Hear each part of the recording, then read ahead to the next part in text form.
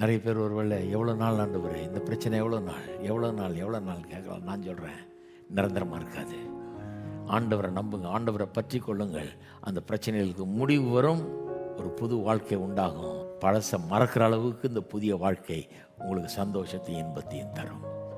ஸ்தோத்திரம் கர்த்தாவே, ஸ்தோத்திரம் கர்த்தாவே. இப்படியே வாழ்க்கையில் செய்கிறபடி ஆளுமுக ஸ்தோத்திரம். உங்களுடைய வார்த்தை ஜனங்களை உயிர்ப்பிக்கட்டும் கர்த்தாவே, உயிர்ப்பிக்கட்டும். இன்னும் எவ்வளவு நாள், எது வரைக்கும், என்றைக்கும் இந்த பிரச்சனை நிலைச்சிருக்குமோ என்று கேட்டுக்கொண்டிருக்கிறவர்களுக்காக ஜெபிக்கிறோம் கர்த்தாவே. அதுக்கு ஒரு முடிவு உண்டு என்பதை அவர்கள் அறிந்து கொள்ளட்டும். இயேசுவின் நாமத்தினாலே இந்த காரியங்களுக்கு முடிவு உண்டாகட்டும், முடிவு உண்டாகட்டும், முடிவு உண்டாகட்டும் கர்த்தாவே. பாவ சங்கிலிகள் முறிக்கப்படட்டும், பிசாசனுடைய சகல கிரியைகளும் ஒன்றுமில்லாமற் போகட்டும் இயேசுவின் நாமத்தினாலே.